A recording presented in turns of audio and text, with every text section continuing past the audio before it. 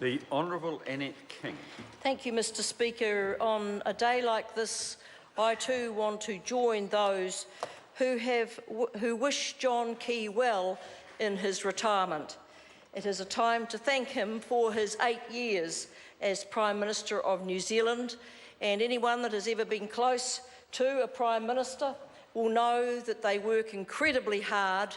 They make a huge commitment to the country, and it takes a great toll on them and their families. So I wish him well in his years ahead.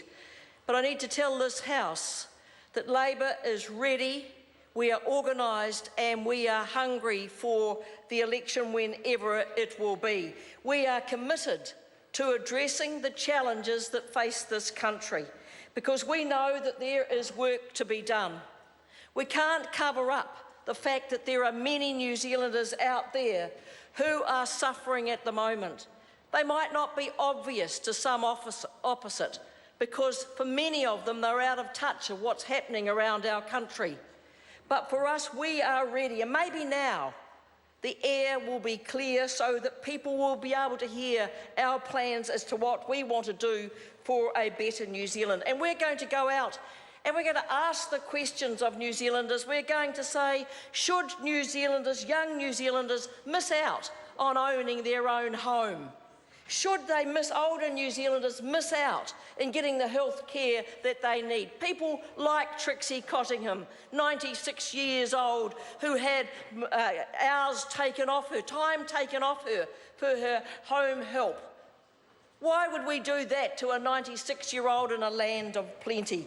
We're going to go out there and ask people, if they're going to work, shouldn't they get a decent wage and decent working conditions? We're going to go out there and say to parents, should they be paying for their education for their children when they are dipping in their pocket every day to meet the expenses? So we will be putting forward those questions, but more importantly, Mr Speaker, we will be providing the plan to address them. But this resignation, in my view, has exposed a National Caucus for what it is: a bunch of independent sole traders interested in themselves. So we see the discontent. We now see the disbelief at losing their leader. We see the disaffection growing and the envy and the resentment. And the resentment will grow about John Key leaving, because he was their get-out-of-jail card. He was the person that was going to ensure the fourth term, and now he is gone. So I believe that we're now seeing the knives are out. The new suits are being bought, the flash ties are being put on, and they are going around. Our people who would like to be the next Prime Minister are going around sitting next to colleagues. In fact, colleagues on the other side have told me they've never had so many phone calls from their caucus in their life. And you see, the knives are out, and what's going to be interesting is which knife will be the sharpest one. Will it be Judith Collins' stiletto?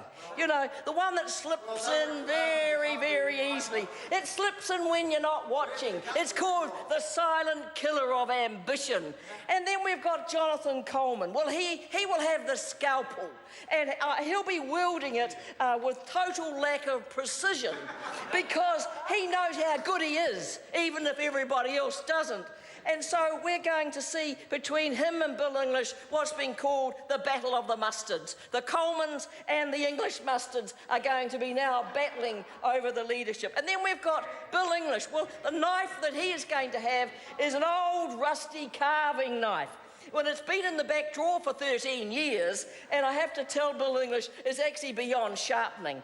So then we have got Paula Bennett. Now, she hasn't put a name in, but she's looking for a position, and she's got a boning knife. You see, she's expert at removing meat from the bone, and she practiced it first on beneficiaries, so she is certainly very skilled with the boning knife. And then, of course, Stephen Joyce.